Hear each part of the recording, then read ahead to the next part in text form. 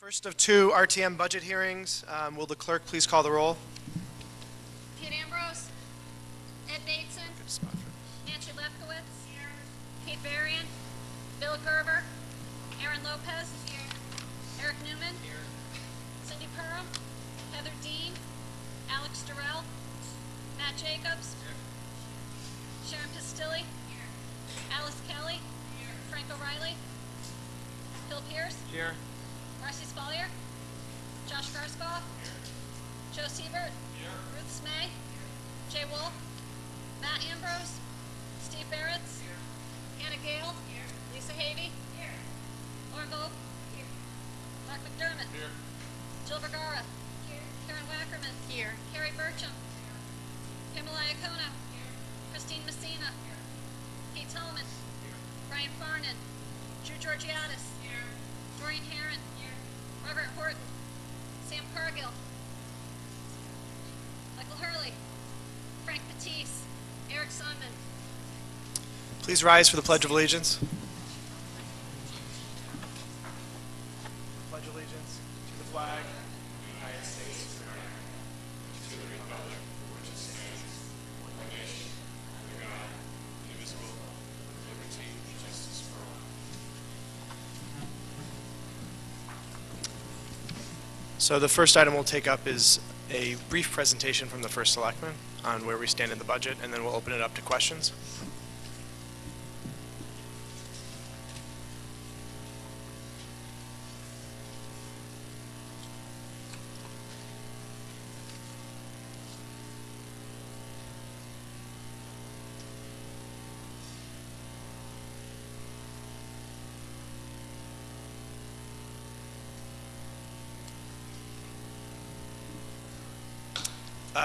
To activate the microphone, there's a button that you have to hold down for about 3 seconds.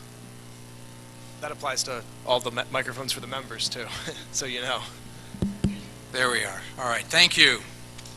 And obviously that since the original presentation of the budget back on March 1st, thereabouts, I think, it's gone through a couple of iterations. A series of adjustments by the Board of Selectmen, and as of last night, some adjustments by the Board of Finance. So what I thought might make sense is let me briefly go through some components of what I presented back on March 1st, and then take a moment to review where we are today, if that is okay, Mr. Moderator. That sounds good. Thank you.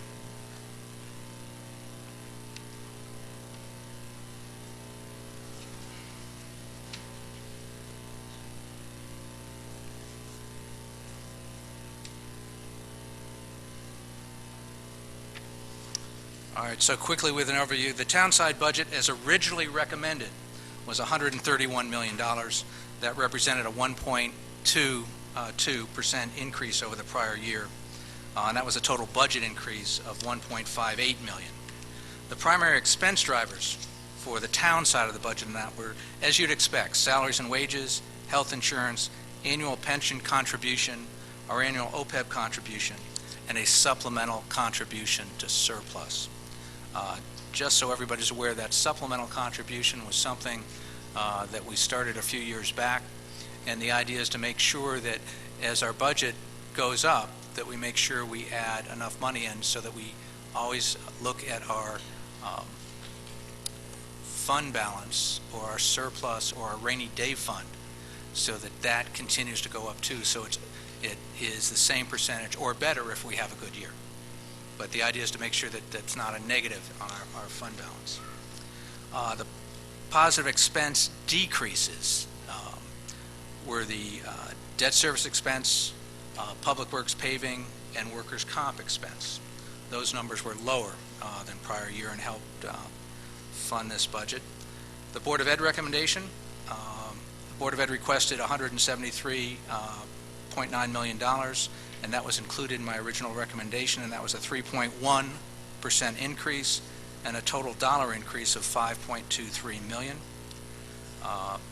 In addition, I always like to point out that Board of Ed expenses, there are some Board of Ed expenses on the town side of the budget, and that includes debt service, workers' comp, insurance for liability, errors and omissions, health department. Our health department is made up largely of nurses, and those nurses all work in our schools, police crossing guards and school security officers, purchasing, unemployment insurance, finance and public works, and a few others.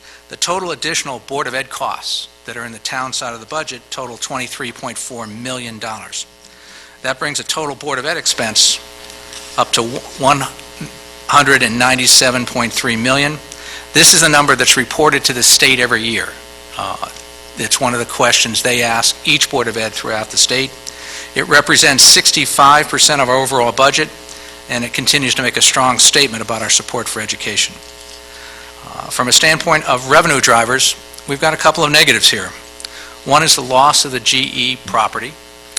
This was the first year that we felt the full impact of that. And then, as you've heard continuously, the loss of municipal aid from the state. On the positive side, we've seen grand list growth. We had some non-tax revenue growth, including things like building fees, new leases, parks and rec fees, and we used certain reserve accounts to help balance the budget. So the overall budget recommendation was $305 million, a total increase of about $6.1 million, and an increase of 2.28% over the prior year. And this would have meant a mill rate increase of 2.48%, or 26.46. When you look at the changes from the Board of Selectmen and Board of Finance, and I think you've got a summary sheet from the Board of Finance, they made about $100,000 worth of changes yesterday. We had a positive. We had estimated, I'm going to say high on the amount of adjustments that would have come out of the Board of Assessment Appeals. So in fact, we picked up $200,000 in additional unplanned revenue once those hearings were done. So when all that's said and done, where we are is the town budget expenses is now up 1.33%. And again, over a 5-year period, the town has averaged a 0.63% increase. The Board of Ed expense budget is up 2.95%. That's less than 3%. And over 5 years, the Board of Ed has averaged 2.85%. The combined budget expense is now up 2.24%. And again, over 5 years, we've averaged 1.86% budget increase. And the mill rate increase right now is 2.36%. That's down from the 2.48 in the original recommendation. And again, over 5 years, we've averaged just over 2% on that. This, right now, we're standing, if the budget remains intact, at 26.43 for a mill rate. And the part of my original presentation was a number of historic trends, both in comparison to the town over the last 10 years in terms of what's happened to certain accounts there, and also in comparison to certain other towns. I won't go through all that, but that is in the PowerPoint that I originally presented. And happy to answer any questions if you'd like. Thank you. Does anyone have any questions for the First Selectman? Seeing none, we'll move on to Human Resources Administration.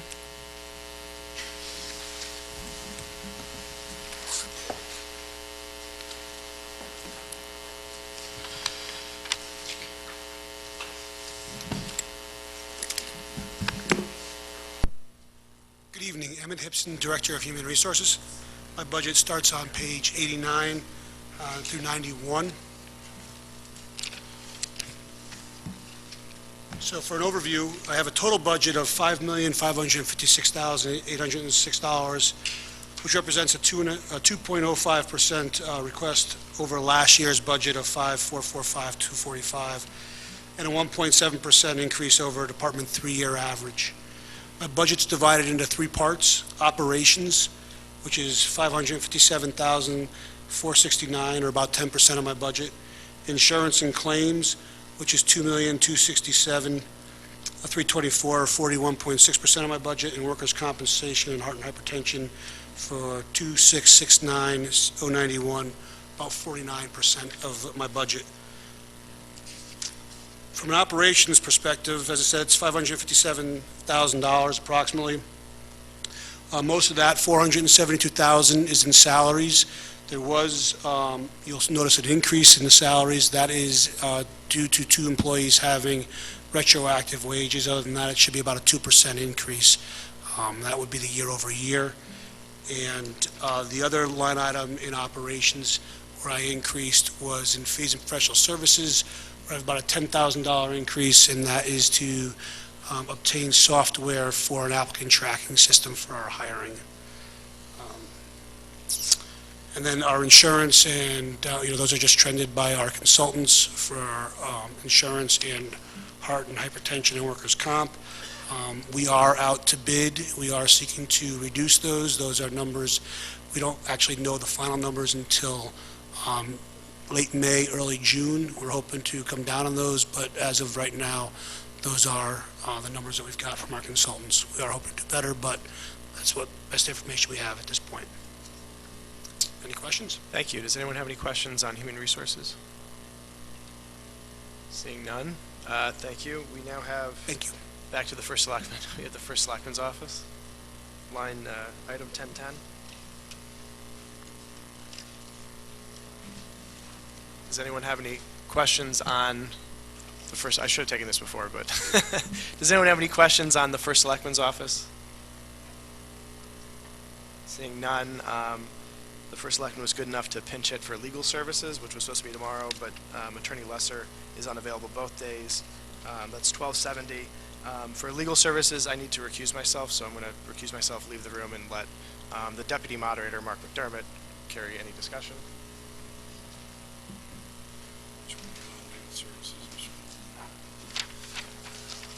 Okay, so we're on legal services, which is what, 1270?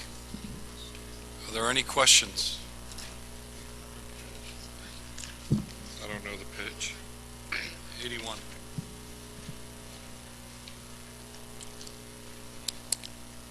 Seeing none, we'll move forward. Thank you, Mr. Tetra. Thank you.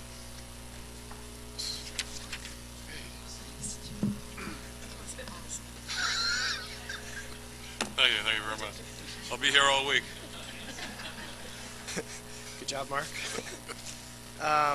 We now have the Office of Community and Economic Development.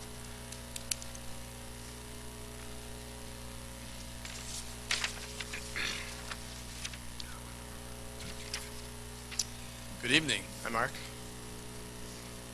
The budget before you represents an increase of about 7% over the current year, most of which is reflected in the fees and professional services account, which we're hoping to, I believe it's page, I don't have the actual budget 92. copy, but I believe it's 92 and 93. At least that's according to my copied excerpts. And as I was saying, the majority of the increase there is in the fees and professional services account, where we're attempting to put aside some funds to participate in our regional initiative, the Fairfield County 5, to do some additional business recruitment efforts to attract investment into the county, into Fairfield in particular. So happy to answer any questions. Does anyone have any questions on community and economic development? Seeing none, we'll move on then to active employee benefits, health and life, 1320. Thanks, Mark.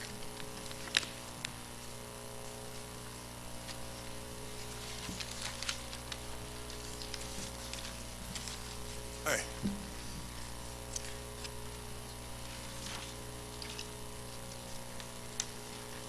Active employee benefits consists of 2 items. One is the health care, and the second is life insurance for active employees.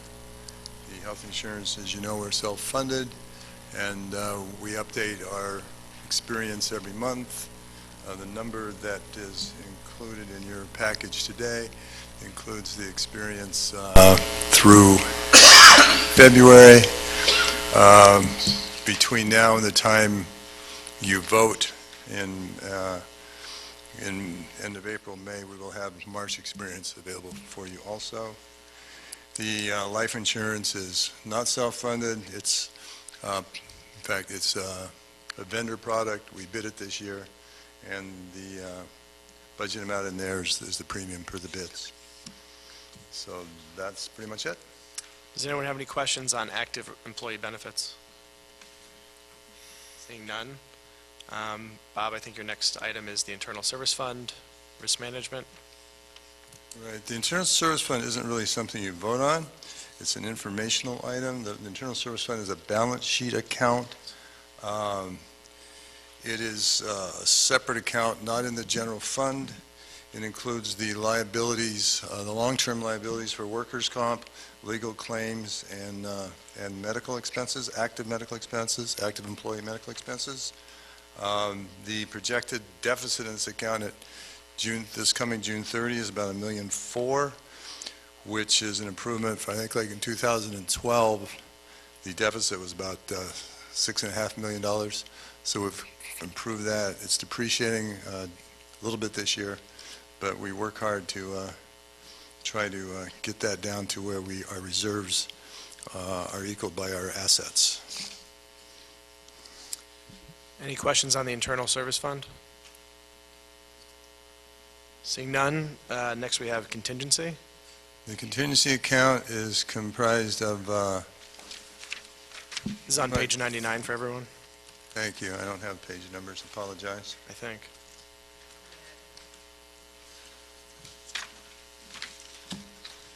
Contingency account has basically three components.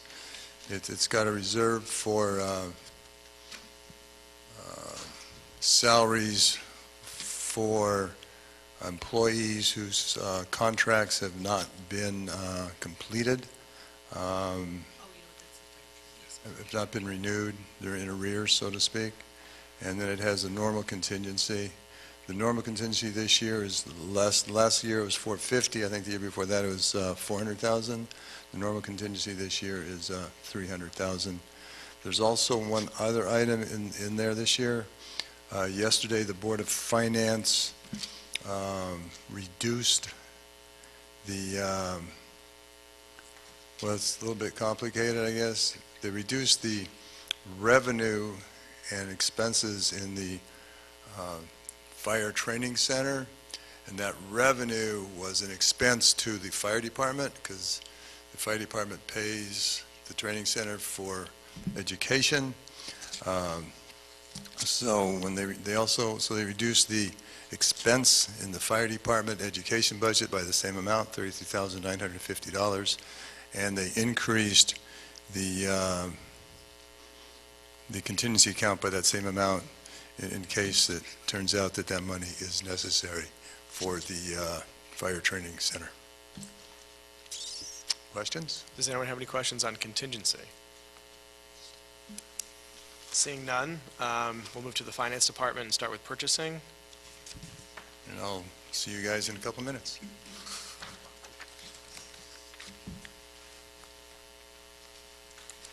Wait. Sorry? 150. Yeah, page 150. Good evening. My name is Gerald Foley. I'm the Director of Purchasing. And my budget, I apologize, I don't have the page number, but my budget represents a 0.28% increase over last year.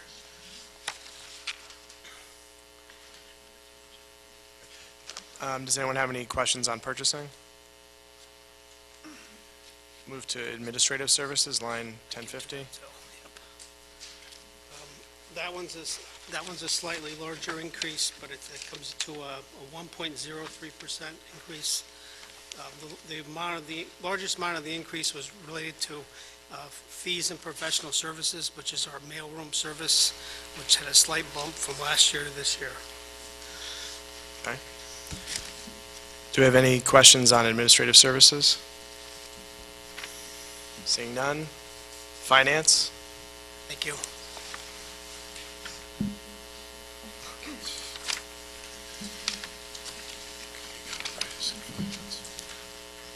Hi.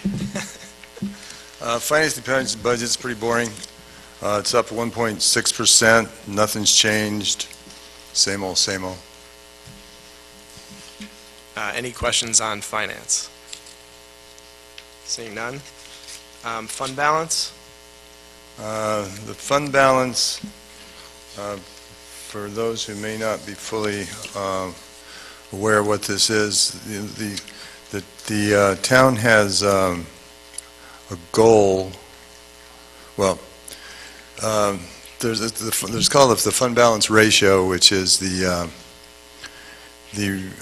unrestricted fund balance divided by the town's expenditures. The goal of the town is to get that percentage, that ratio, above 10%. As of 8 years ago, that number was at 5%. Okay, we have been steadily increasing that number, and at a minimum, the number needs to be increased to maintain the current ratio.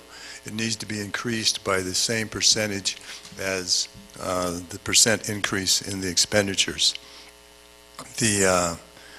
So we do that calculation every year, and then we try to goose it a little bit. So this year, to stay even and to increase it by 26 basis points, we have a budget amount in there of, I'm not sure what the budget amount is, but anyway, but whatever's in there, it increases that percentage from 9.536 to 9.552. So questions? continue our goal to get that above 10%. Thank you. Any questions on the fund balance? Representative Lopez?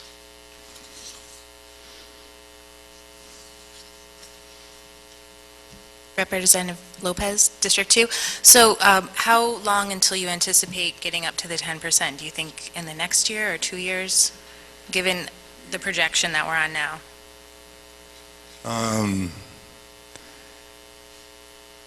You know, it's been, that's a hard question to answer. I'll tell you a couple of reasons why. Because of the significant cutbacks we've had in state funding, have required us to manage the budget more tightly, so we haven't had the ability to goose that number by the amount we'd like to. But we'd certainly like to get it up there in the next couple of years. Thank you. Further questions on the fund balance? Whose hand is that? Is that Representative Hurley's hand? Thank you, Mr. Hurley. I always love hearing from you. Press the You have to hold the button for about 3 seconds. Sorry, I was late. Excuse me, Michael Hurley, RTM District 10. Good to see you as well, Bob. What is the, I don't have the book in front of me, I'm sorry, I was running out of my house to make the meeting. What is the total dollar value of the account? It's somewhere close to 30, is it? It is, the target number for next year is $29,153,000. And what type of account are those monies kept in? Meaning, like, I mean, we're getting some type of interest. Yeah, it's one of the things that I manage. Well, to back up a bit, the state of Connecticut has very strict rules about what types of investments the town itself, pension funds and OPEB reserve funds can be invested in hedge funds, alternative investments of all sorts, private equity, equities, bonds, etc. Town funds can only be invested in AA, AAA agencies and munis. Can't even be invested in corporate bonds. So I manage that, and I try to. I've been keeping it short, very short, because the interest rates have been going up. So I'm trying to manage the mark to market, but still trying to move and stay current with with the current interest rates. And what has the return been roughly over the trailing 12 months? Yeah, last couple of years, I don't know, 1.5% or something, 2%. Thank you. Further questions on the fund balance? Seeing none, Bob, what other items do you have? Do you have debt service? I have debt service. All right, so let's take up debt service while we have you at the table.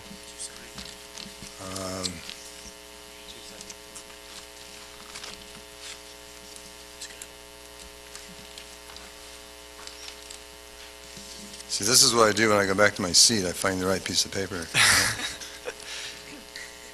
Page 273 for everybody. Yeah, all right. So, as the First Selectman mentioned in his remarks, that part of the budget is funded by use of reserves. So at the end of last year, when we had some excess reserves, we had a surplus, we ended the year in a surplus, a positive position. What the Board of Finance did was transferred those funds into the following year's budget. So where we parked those, or we put them in a balance sheet item, where we parked those is in the debt service fund. Okay, so let's say at the end of this year, just to give an example, let's say that at the end of the year, we had an excess of revenues over expenses of $1 million. Okay, but there's two things we can do with that. We could bring it straight to fund balance, which will allow our fund balance reserve ratio to improve, or we can carry it over into the following year to use it in the budget for the following year. So the amount of that's in the budget for fiscal year 2019 is $1,603,000. So so in the debt service account, we have the principal and interest on the bonds, which the principal is $16 million, the interest is $6 million, and then we have some bond premium of $646,000 that we offset with that. Then we have the bands and we have the clean water funds. If you add up all the principal and interest, the total actual debt service expense for the town for fiscal year 2019 be $24,595,422. The amount that's in the budget is $1.603 million less than that because of that use of reserve, and this is the account where it's easiest to park it.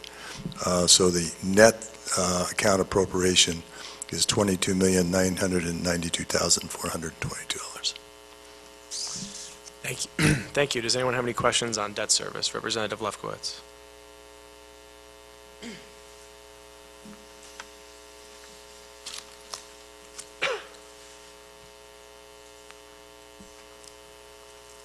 Nancy Lefkowitz, District 1. It's more a curiosity than a real question. How much of the investments, and I know it's impossible to go to all 500 companies in the S&P and all that, but is there a corporate responsibility or is there an approach where you take in sort of philosophy of the companies that we're investing in at all? Does that factor into the decisions of who we invest with? Oh, no, these bonds It are was bonds, from this is our debt. You're was talking from the about earlier. No, as I tried to explain earlier, we have no corporate bonds. It's all federal or municipal bonds. Okay, They're the no. only investments. Okay. Further questions on debt service? Representative Jacobs?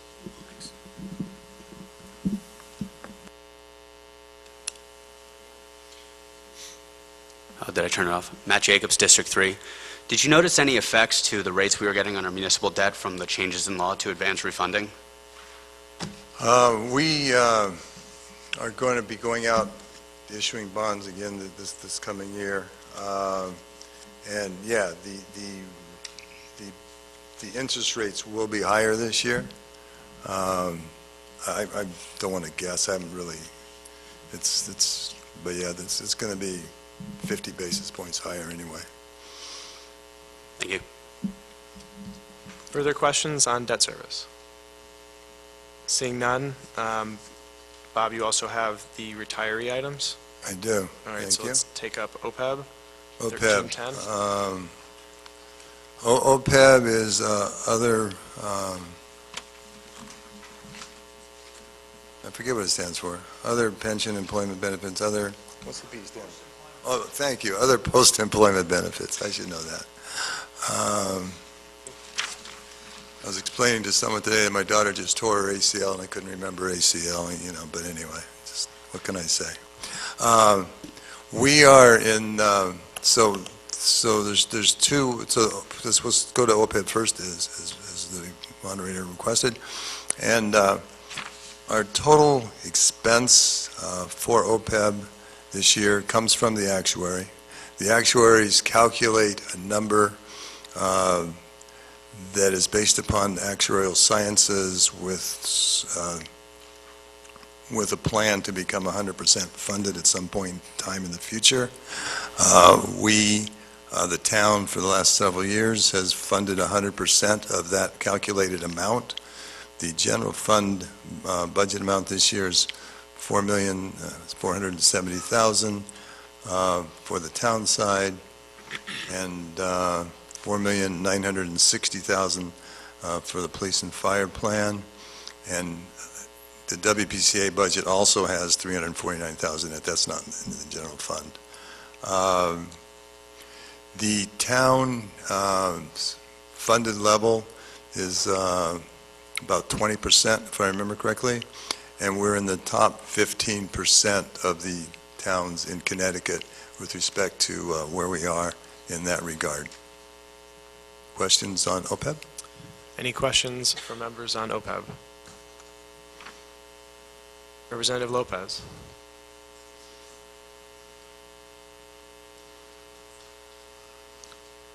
Hi, Representative Lopez, District 2. I saw there was some discussion in the joint meeting with the Board of Finance and the Board of Selectmen about kind of being surprised that, thinking that we were further ahead than other towns and trying to fully fund this.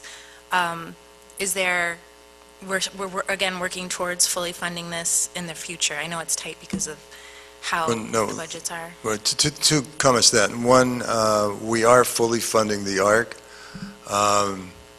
The towns that have jumped ahead of us are also fully funding the ARC, but their investment style is much more aggressive than ours. I mean, if you attend a joint investment retirement board meeting, you'll hear a variety of opinions. From one extreme is, a pension plan and an OPEB account is almost infinite in nature. It's not like a person that's going to need to, quits earning money and needs to be have lower volatility in their later lives, because it goes on 20 years, 30 years, 40 years, 50 years, 100 years. So given that, some people say, why worry about short-term volatility? And in that environment, short-term volatility could be 5 years, 2 years, 3 years. So some people would like to be 100% in equities. Long-term, the long-term returns for equities are much higher than bonds. But the prevailing opinion on the board is to have about 50-60% in equities, 30% in bonds, and 10% in commodities, real estate.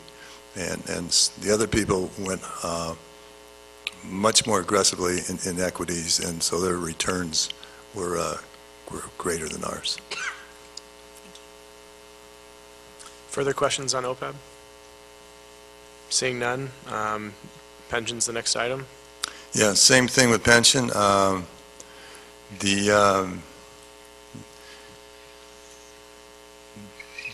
The pension plan numbers in the budget for the general fund is $2,645,000.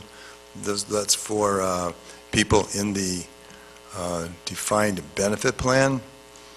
And for the police and fire, it's $4,660,000.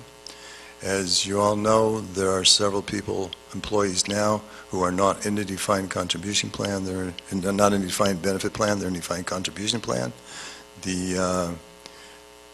which is a plan where the town contributes money. The employee receives the money when they retire, but the town doesn't have long-term pension payment obligations. I don't know offhand how many people are actually in that now, but the expense for that line item is $325,000.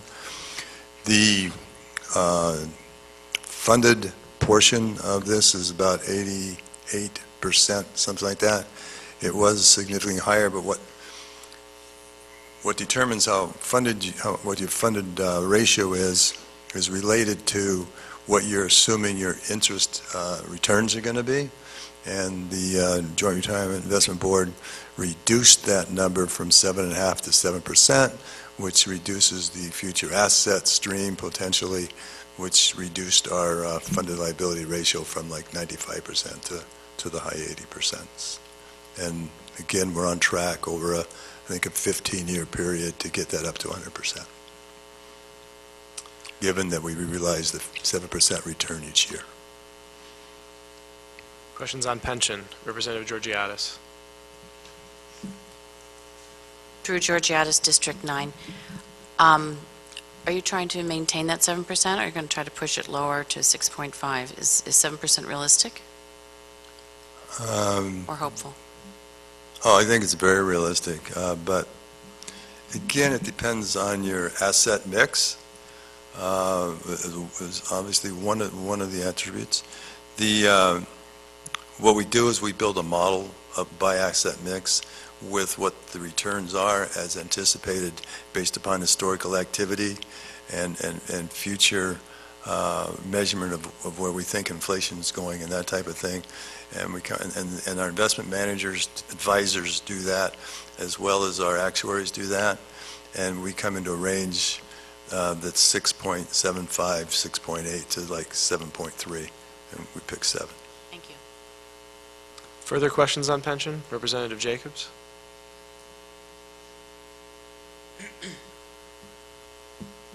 Matt Jacobs, District 3. Is this a similar mix of assets to the OPEB plan, 60-30-10? Equities, bonds, commodities, or real estate? No, the pension plan, or excuse me, the OPEB plan has less than $50 million in it, so we basically have it's only, and to be more specific, the OPEB account has international equity, U.S. equity, and U.S. debt. Those are the only 3 investment categories. And they're all in passive investments. The equities are in passive investments. The debt is actively managed. On the pension side, we have both active and passive managed equities, U.S. and international, and we also have commodities and real estate and bonds and private equities, hedge funds. There's probably something I'm missing. Yeah. Oh yeah, multi-asset class investment as well. Thank you. Further questions on pension? Representative Gale?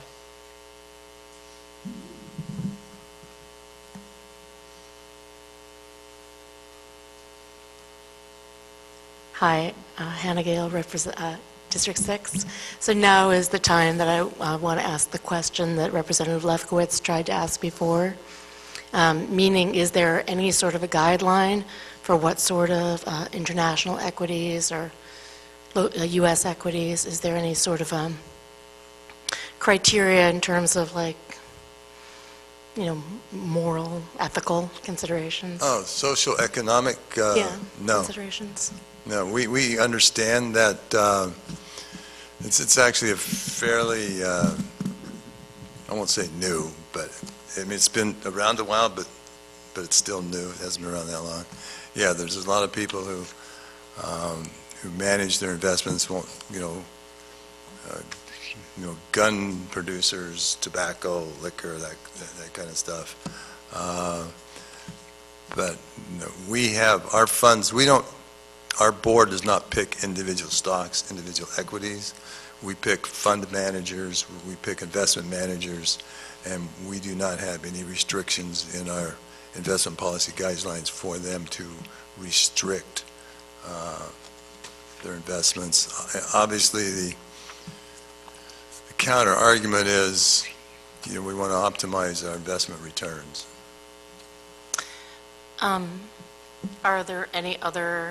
Are there guidelines for this with other municipalities? Because, of course, maximizing our returns, we might actually be more comfortable if there were ethical considerations. Yeah. No, I'm not aware, of any of the local area municipalities that do that, but but I wouldn't want to say for sure they don't.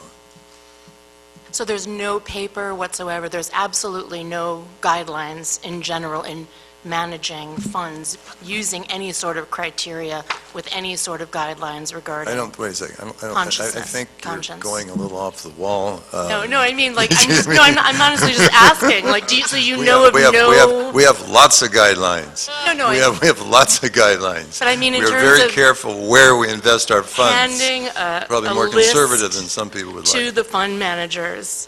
No, you we know. do not say don't invest in Right. American tobacco. Right, We don't and- say don't invest And in you're not Smirnoff aware, vodka. is there any discussion? Yes, it's discussed frequently. I mean, like, not just within our town, but in a larger, group of municipalities investing and things like that. I think at this point, it's more a discussion item than an active item, if you understand what I mean by that. I think people are talking about it, and there are some people that are, I know on the West Coast,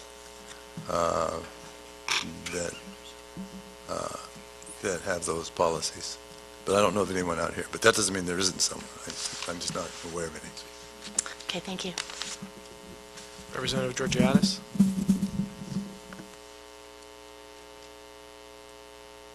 Drew Georgiadis, District 9. I had an opportunity to invest and choose socially in 1997. That's 20 years ago, so it has been around for Yeah. a while, not recently, so just Right, no, it's FYI. been around, but that's still, in investment terminology, that's kind of like, but that doesn't matter, right? It's okay. Thank you. I have Representative Pistilli before you, Pam. Representative Pistilli? Hi, Representative Pistilli, District 3. Could you tell us where we could find the list of funds that we're invested in, so we Sure. can review it? Call my office. Okay, thank you. Representative Iacono? Pamela Iacono, District 8. Mr. Mayor, is it not correct that the RTM has absolutely no purview over any of this whatsoever? That is It is- correct. It's, none of the town bodies do. It's none of the governing town bodies. It's the Joint Retirement Investment Board that does. Thank you very much. Further questions from members of the body? Seeing none, thanks, Bob. Thank you, sir. We'll move to the assessor, which is on page 154 of the budget book.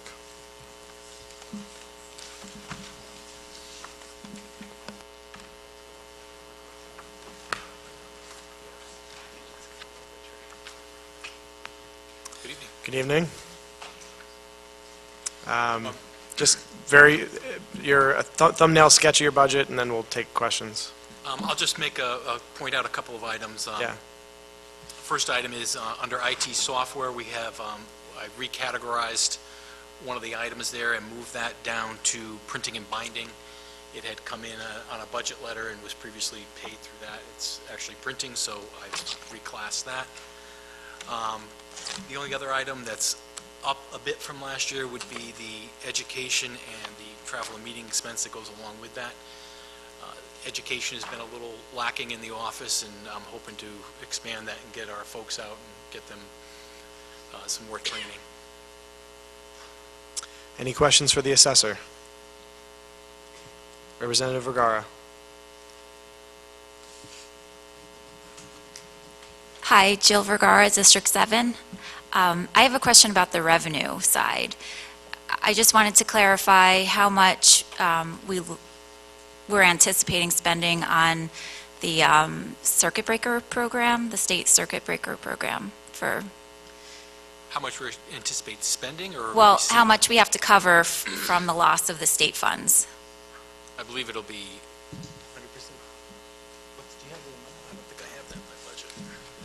Yeah, the state defunded that, but Right. left the enabling legislation in, or left the legislation in, so we do have to take the applications and do have to fund it.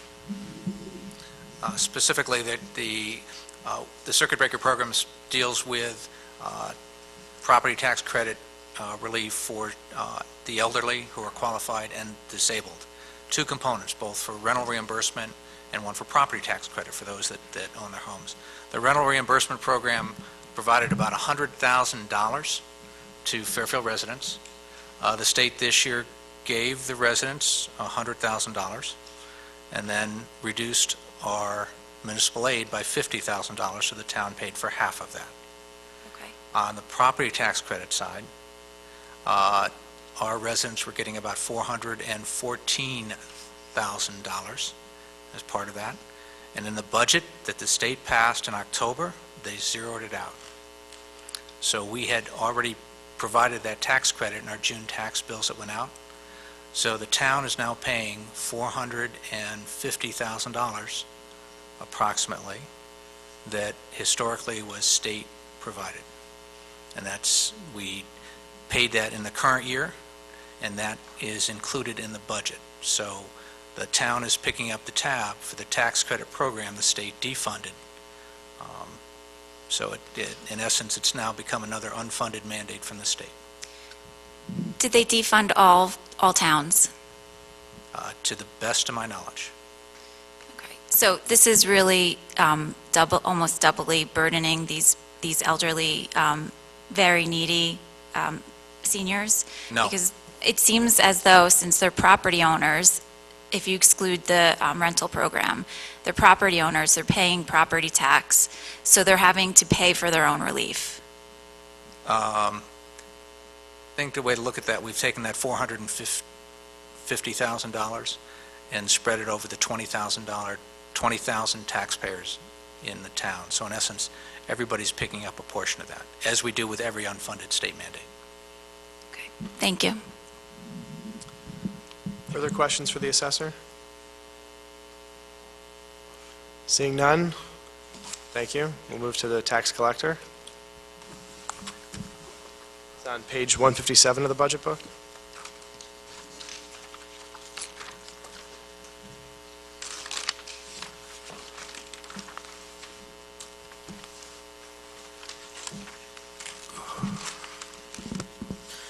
Evening, everyone. Just a very brief rundown of my budget. Biggest difference you'll see is in regular payroll. That has to do with the fact that myself and the deputy tax collector, our union contract was settled last year. So that is, catching up with the salary increases. Other than that, everything is, for the most part, either down or even. Okay, questions for the tax collector? Representative Tallman? Hi, David. Peter Tallman, District 8. Thanks for all your Pleasure to help. finally meet you. A question for you. I see the big jump in payroll. Will that level off next year to some degree? Like the 8.7% jump? Do you anticipate anything the following? Do you have any idea? I believe it. I believe it will. I mean, part of it is, I've only been here for a year, but I believe, the contract was not settled for a couple years, so there was, a big jump, and my deputy has been here for 20 years, so part of it was, catching up. I do want to give you kudos, because I know when you first started, we took a person away from you, which was a nice welcome, David, to Fairfield. You handled it well. You're doing a good job. I thought we were going to reduce the number of payments, and I know we had talked about that to maybe lessen the load. We discussed it, but we sort of just tabled it. Okay, thanks.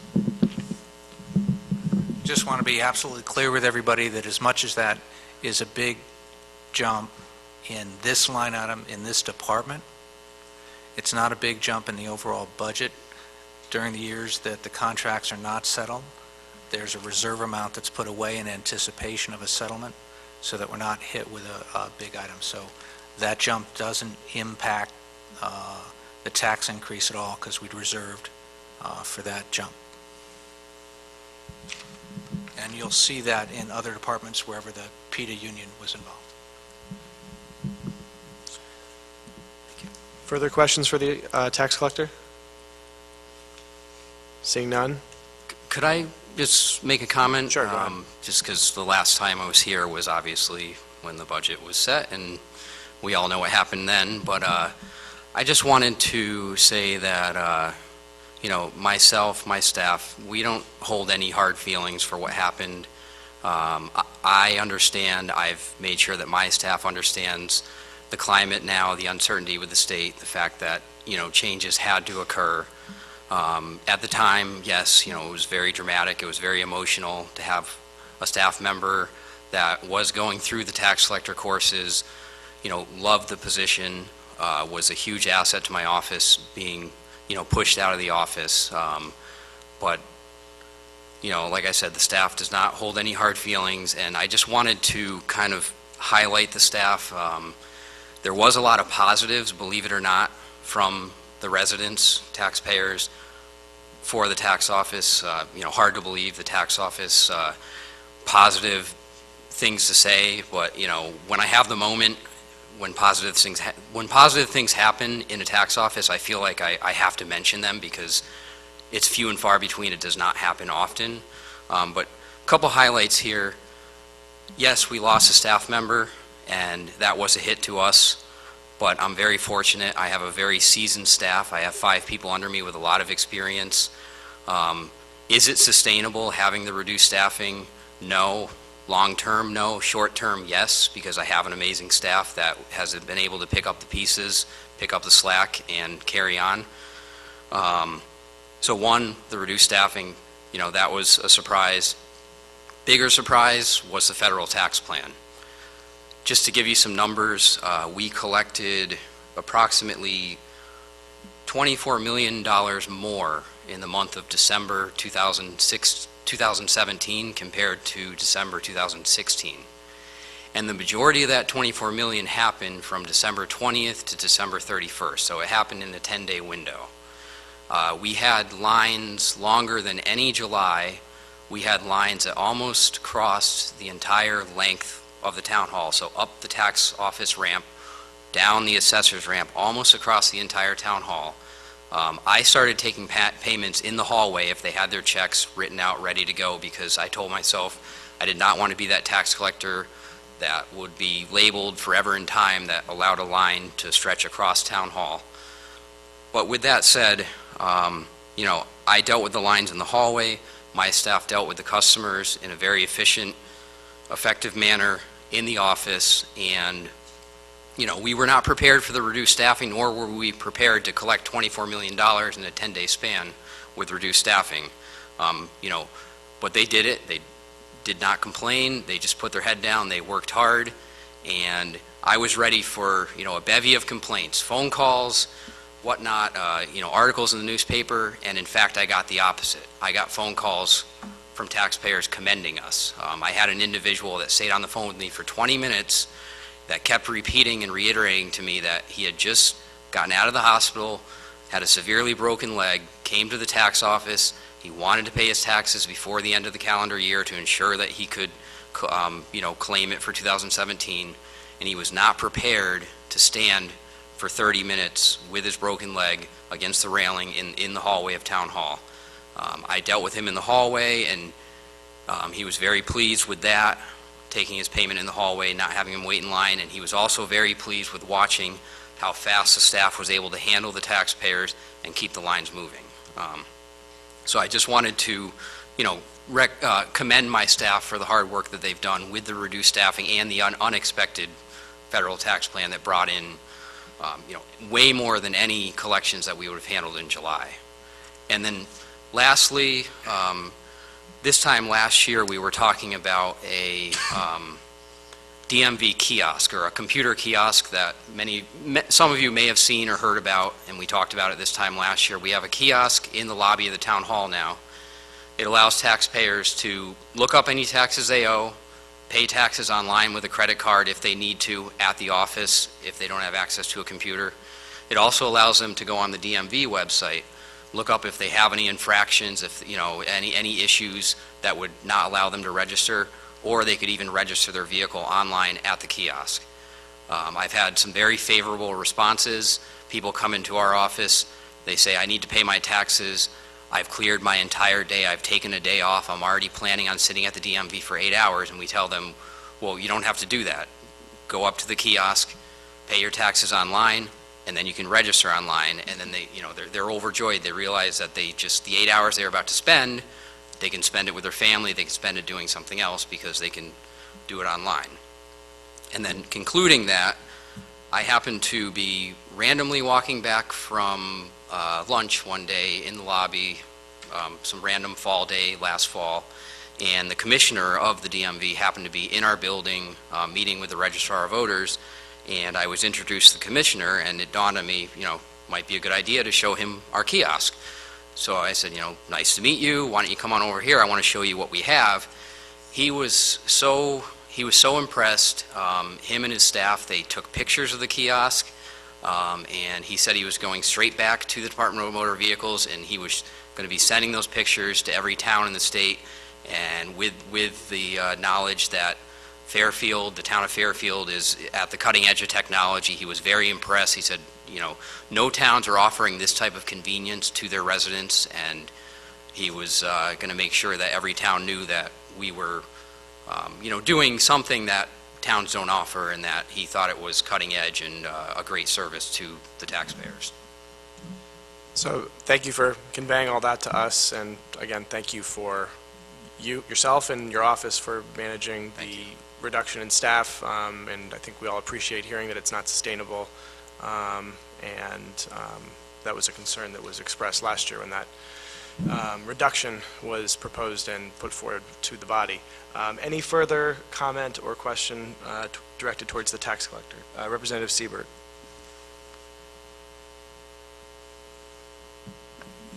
Joe Siebert, District 5. Regarding the collection of interest delinquent taxes, sewer use, and assessments, there's a $4.6 million figure there. What kind of progress did we make in 2017 versus the year before in that effort? This is in regards to delinquent taxes? Yes. So there has been discussions since I've been here. In the year I've been here, there has been discussions about possibly doing a tax sale. At this point, in the current fiscal year, it would be too late to do one, but there are discussions to consider one for next year. Great, thank you. Representative Durrell.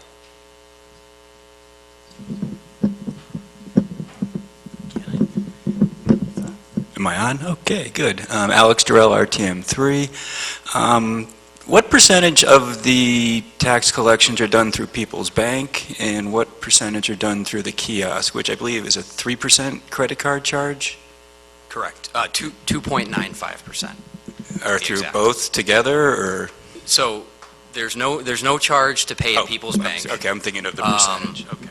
When you pay online, you have two options. If you pay with a credit card, it's a 2.95%, and that's pretty much standard across the board. So every town in the state, you pay with a credit card, there's a fee.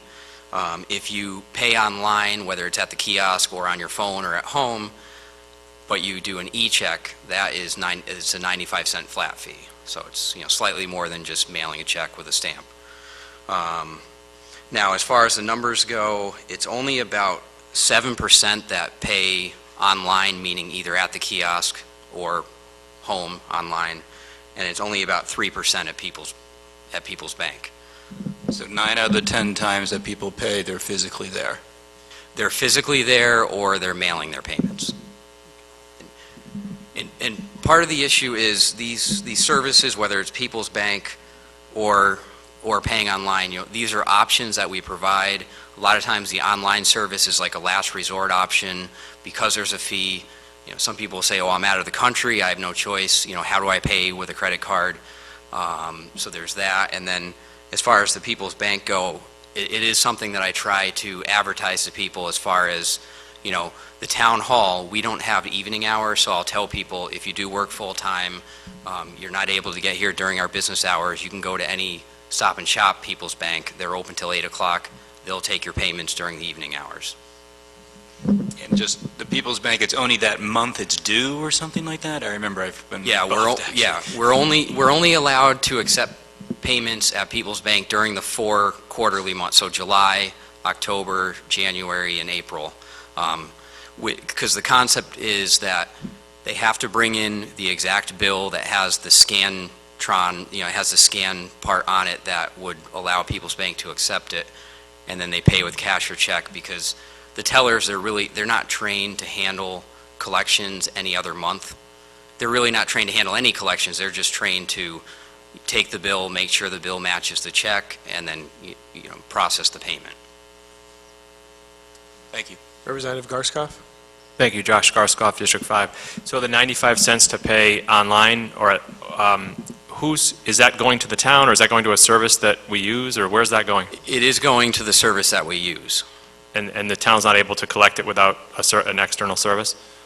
So we use a third-party vendor, Invoice Cloud is the name. It's used by a handful of municipalities in the state, but it is the fee that they collect. So there's no cost for the town to have the service, and the cost that the taxpayer pays is a service that goes back to the vendor. Do you foresee a time when the town could just collect it on our own without an external service, or is that just the nature of the beast? It's just the nature of how it works. When it comes to credit cards, every town, there's always that percentage No, fee. I get that, yeah. But with the e-check service, it comes down to if the town, if they choose to absorb the cost. I see. The majority of towns don't, some do. Okay, thank you. Further questions for the tax collector? Seeing none, thank you. Thank you. We'll move to information technology, which is on page 161 of the budget.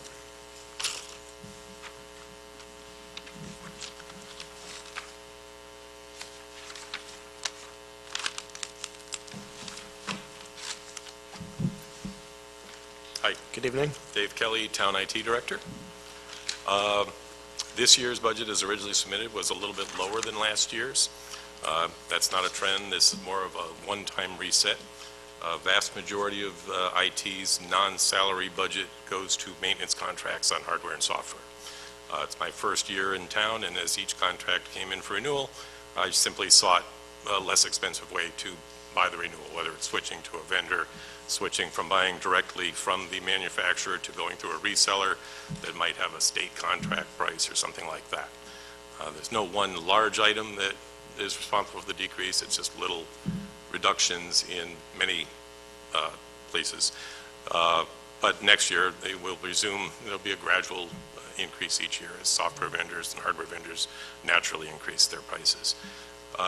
Also, as originally submitted, there was a number for Microsoft licensing maintenance that was based on an actual quotation provided by our vendor, but we happily recounted everything this year and switched to another vendor and lowered that cost quite a bit. Thank you. Questions on IT? Representative Lopez? Hi, Erin Lopez, District 2. I see a large reduction in overtime earnings. Can you just, there's a large reduction in overtime? Prior to my coming here, they were paying a stipend to another person to kind of fill in, and that's not needed anymore. Thank you. Representative Georgiadis?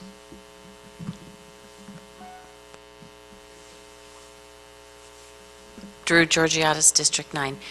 Can you remind me, I remember from last year that you were anticipating we're going to move a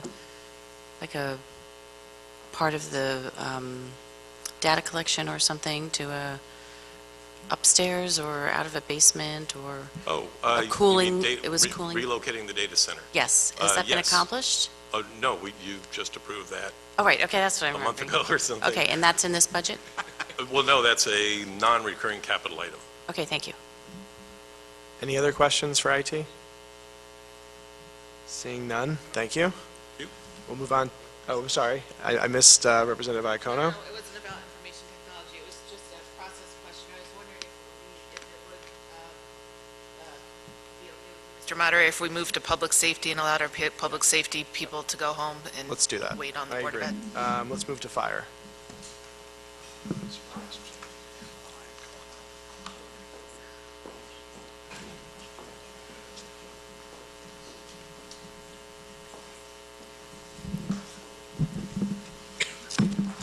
Good evening, Evening. Dennis McCarthy, Fire Chief, with Deputy Chief Karen Dunn. So we have a number of budgets that, in addition to the fire, water service, and the fire school, and emergency management. I'll give you a brief overview of the fire budget. There are several lines that show a increase in the fire budget, in particular, injury leave, overtime, motor vehicle fuel, the capital budget, which represents the purchase of a command car. This is something that is done once every 5 years, shows a spike in that, as well as a new line for training, which represents the fire department's contribution to the Fairfield Regional Fire School. Any questions for the fire department? Representative McDermott? Mark McDermott, RTM District 7. Thank you, Chief, for coming tonight. And last night I attended the Board of Finance meeting, and we heard a conversation that you had with one of the members there about this command vehicle and the reduction. I just want to hear from your mouth that you were okay with that. So in that conversation yesterday afternoon, he asked for a good faith effort to bring costs down as much as possible. We are purchasing a new style vehicle, so we don't have any history with the logistics of this specific. We were going from a Suburban to a pickup with a cap, and the challenges of communications and wiring and electricity to the back of that unit is different, something that we haven't dealt with before.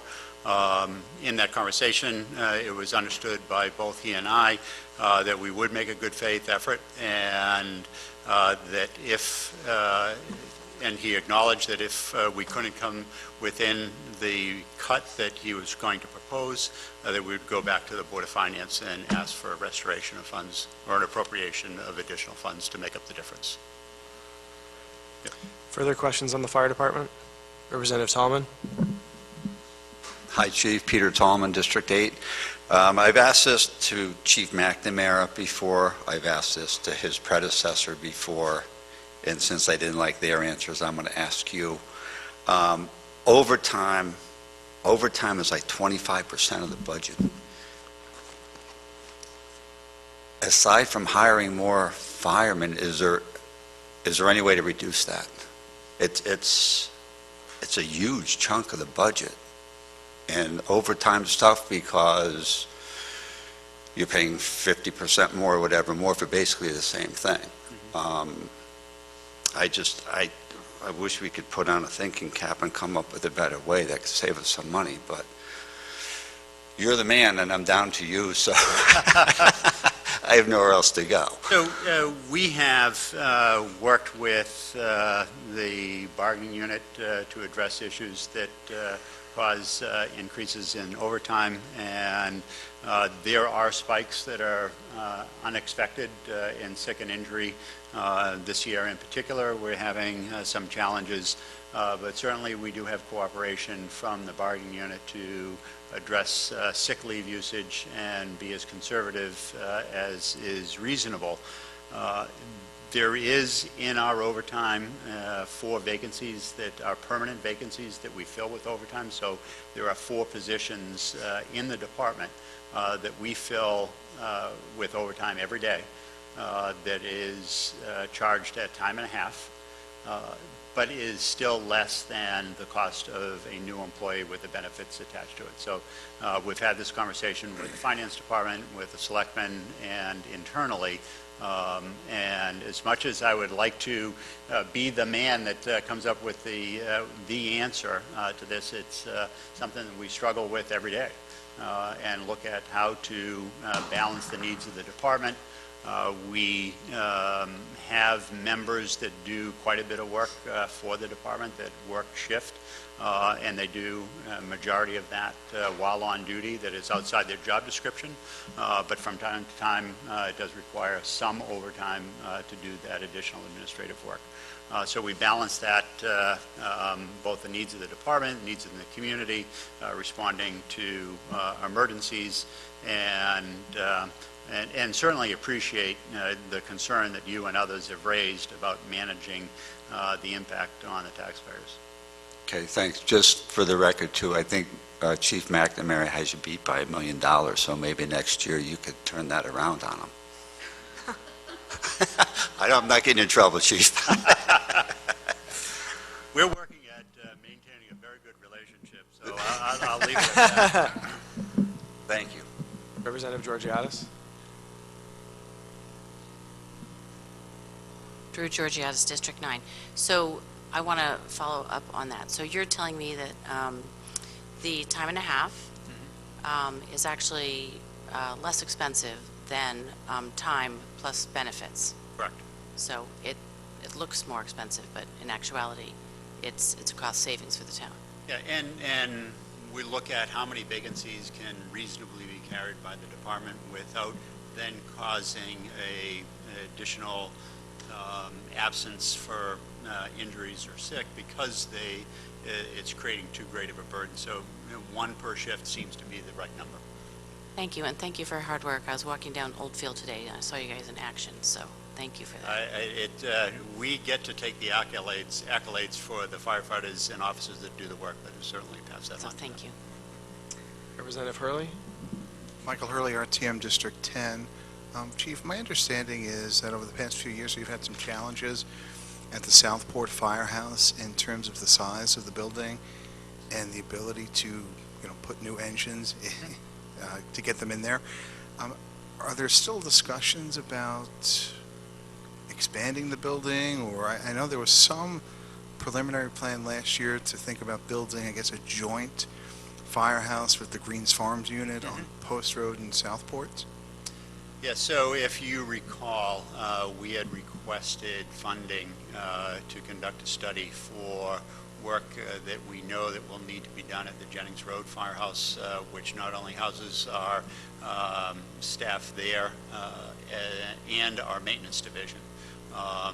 It's our newest building, built in 1970, but certainly it's exceeding, or we're limited by the amount of space available there to do all of the functions.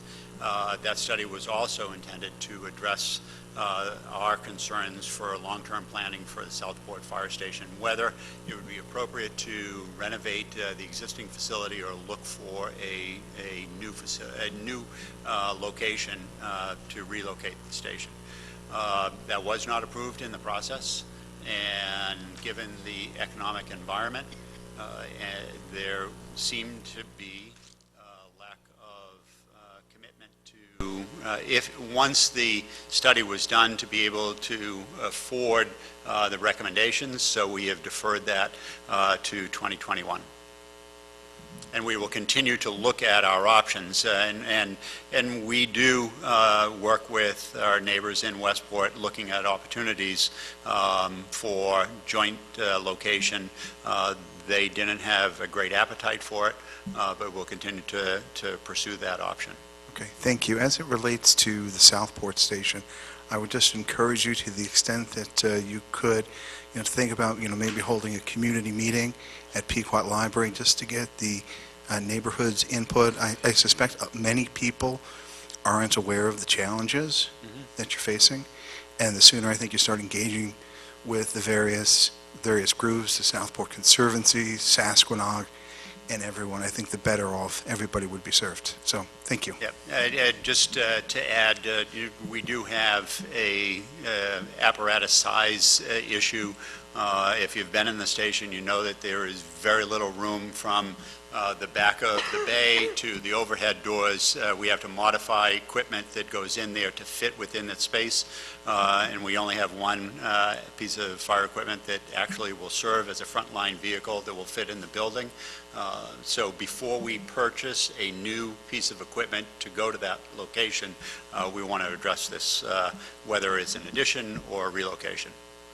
Thank you. Further questions? Representative Smay. Ruth Smay, District 5. The new generation of fire trucks are very much smaller than the ones we are using now. Are you familiar with them? So we have actually seen the opposite take place with the scope of the mission that the fire department is required to be prepared to respond to. We are carrying more equipment, and our apparatus as a result is getting bigger. We certainly are looking to minimize that and get as small of a chassis and wheelbase as possible, but the demands for equipment and what we carry, because we have to carry it all with us. I think Chief McNamara once said, if you don't have it with you when you respond, there is no time to go back to the car for it. So that's the kind of model that we operate on, and we are very challenged for size to make sure that, one, it's appropriate for the size of the community, the neighborhoods we respond to, but also carries all the equipment necessary. I saw a brand-new model of fire engine on the news. They were in California. It's a new type of fire truck, and it is much smaller, and it carries all of the equipment. And yeah, well, we'll certainly have take to a look. Google that one, Yeah, right, and see we'll if take it's a look. available. And hopefully it would be less money, right? Further questions for the fire department? So, thank you. Thank you. Seeing none, are there any questions on the regional fire school? Seeing none, thank you, Chief. Emergency management and water service. If there's something you want to provide to us on that, we didn't put it on our list of items we were going to talk about then tonight. I don't need to talk about it. Thank you very much. Smart man. I have a question on that one. We'll take the police department.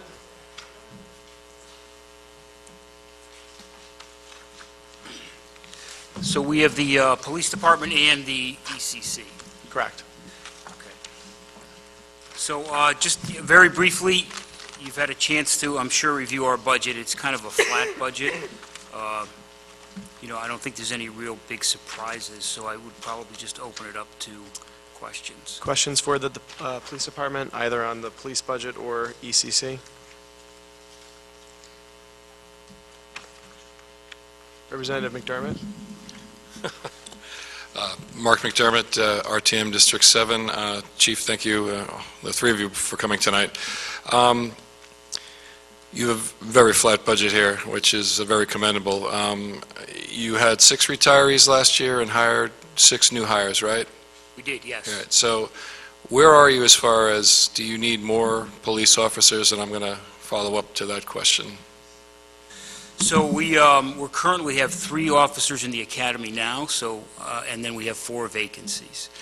Those 3 officers in the academy, although they're employees, they don't really fill any spots, so it takes about a year to train them. So 3 in the academy, and we are 4 down at this particular moment. I attended the Board of Ed Forum on security, and thank you for your guiding hand during that a lot of passion in that room that night. Has there been any further talk, some of the requests by some of the parents to increase the SROs? We have 6 now, is that correct? We have 7 now. 7 now? Correct. Has there been any further conversations, and maybe you can't talk about it, which I can fully understand, but there were people asking for an officer per school. I guess we have 1 in each high school, and then I guess the other 5 kind of rotate around, float around to the other buildings? We do, and obviously you can understand, and we fully understand the passion and emotion of not only that night, but everything that everybody sees in the news.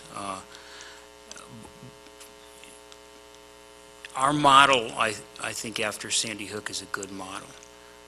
We had SROs in each of the high schools for years before that, but I think the model and the approach that we've taken is a good one.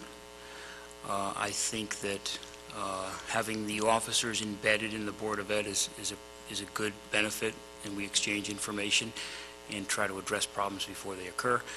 In addition to that, I know that during that presentation of that discussion, there was concern over response time from officers.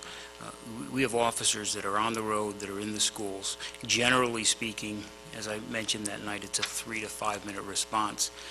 However, in order to clarify a little bit of that, some of our infrastructure has allowed what we believe to be a 10 or 12 minute delay in the ability for somebody to enter a building. So we looked at that delay as an important step in the infrastructure, which all of you have approved. So I think our model is good. I do think that we are always driven, public safety and law enforcement and police are always driven not only by reaction to events, but future thinking of difficulties. We have intel meetings. We meet regularly with agencies, both state, local, and federal, to discuss trends, and we evaluate. So we always evaluate some of these active shooter situations that occur and some of the events that have been prevented. So we're evaluating our approach moving forward. I think at this point our approach is a good one, and we've had a lot of success with it, but at the same time we understand the emotions. When we do have instances that rise to a level, we put officers, additional officers at the school utilizing some of our other resources. But our approach is a good one, but we are evaluating some of the thoughts and discussions that were held that evening. Thank you for your leadership, because I know if we were to add 10 officers to the SRO group, if we had one per building, right, we have 17 buildings, that would totally blow your budget up. It's a question of, cost versus value, and obviously getting 10 more officers would be a good thing in being in charge of a department, but the value of it based upon what we have. And keep in mind, in addition to that, officers require about a year worth of training. So even if we this evening were to come up with a plan that said you were going to provide the Fairfield Police Department 10 more officers, that's years of trying to get up to that staffing level. Our 4 vacancies we have right now, we're conducting interviews for more officers, but we have to petition the state to see if we can even get them in a training class in July, and that will be a year, even if we got 4. So to add an additional 11 officers, given people retiring or what have you, would be quite significant. Thank you. Further questions for the police department? Representative Lefkowitz. Nancy Lefkowitz, District 1. I just wanted to make a comment and echo that your plan is not only a good one, it's a great one. When you look at the statistics, that school shootings are less than 1% of the gun deaths in the country. I think that you have allocated appropriate resources, and you talked about the emotions and a feeling, and I think that you and the department manage that so well. And something I think it's important to touch upon is the collaborative relationship that you have with the surrounding towns. I know in particular you work closely with the Chief of Police in Westport, and that's of great comfort to me as a parent and as a citizen, and I just wanted to say thank you, because I also agree that it's a great and appropriate response. Thank you very much. Do we have Representative Garskoff? Thank you. Chief, not regarding SROs, but your comment about hiring, is there also a way to hire an already trained officer? I mean, that's not the only way to get, okay, thank you. Sure. So keep in mind, so we hire people that have no training whatsoever as police officers, and they go to the police academy. We also hire certified officers. In the past year, we've hired 6. 3 of them were certified. The benefit of a certified officer means that they have less time off the road. Our training is about 3 to 4 weeks, as opposed to the year that they would get. So they don't have to get the training that the recruit would have to get. Since 2013, I think we balanced that pretty well. Since 2013, we've hired 23 officers. 12 of them have been certified. So there is a savings involved in not having them hired, but yet not on the road. So we do look for that, but so do other departments. I think we are very fortunate. If you look at that time, this is a department that people want to come to. for a variety of different reasons, but since 2013 to have 12 officers, half of the replacements come from certified departments elsewhere.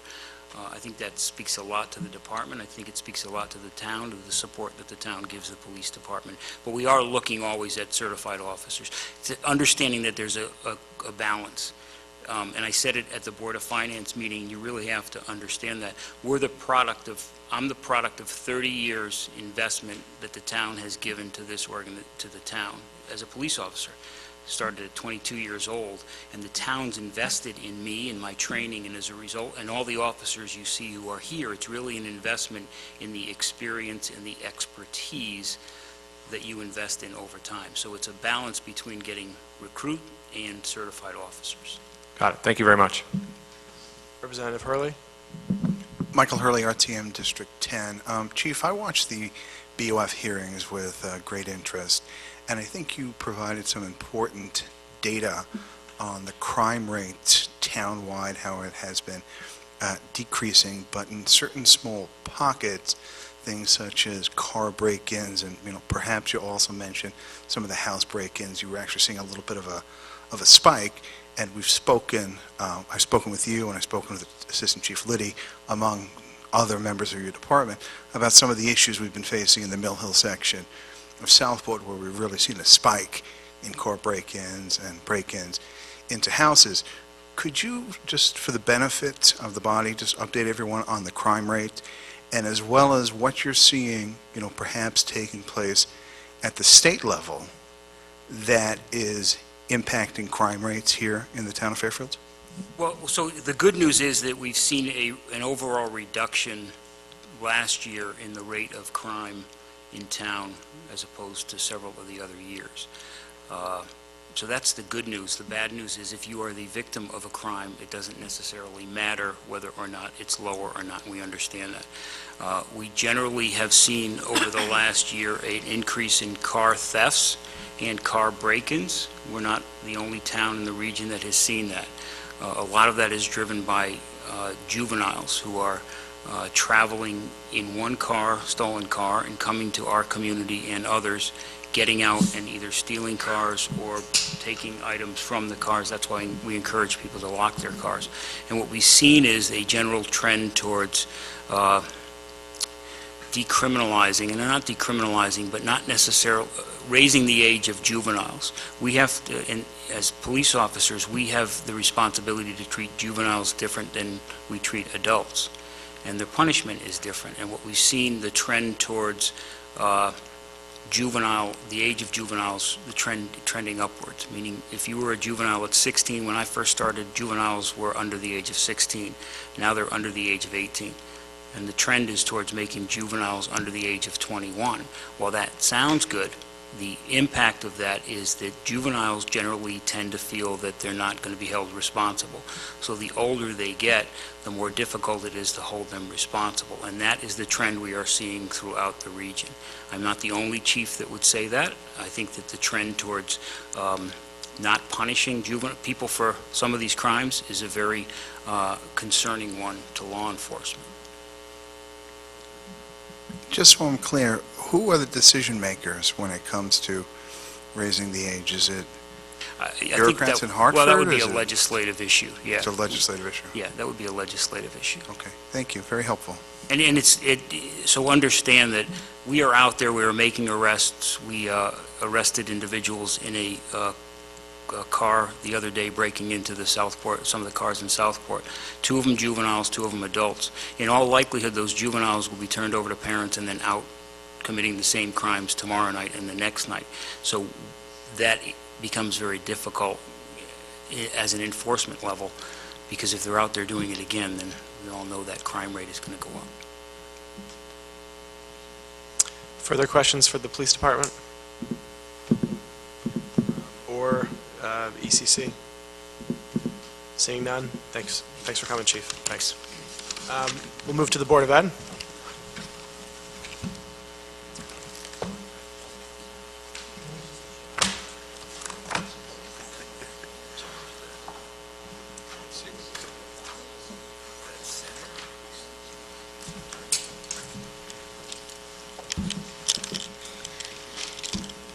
Good evening.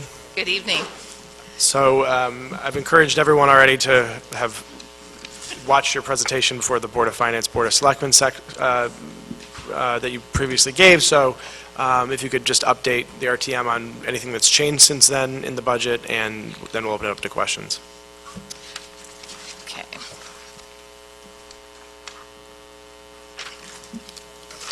Yeah.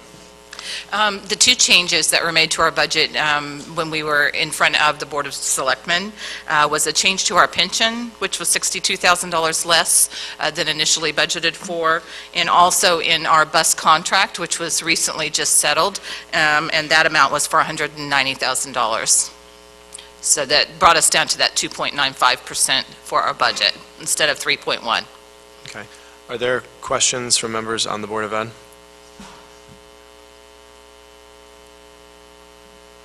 Seeing none. Sorry to keep you waiting. We'll move to Health and Welfare Services then. Mr. Mancusi? Yeah.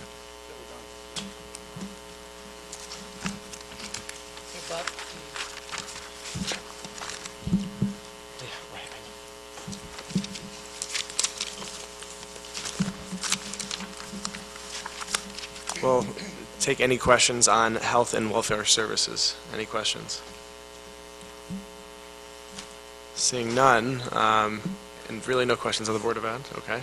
All right, so we will then recess, and we will reconvene tomorrow night at 7 o'clock here again at Penfield Pavilion. Thank you. I'm not going to miss Modern Family.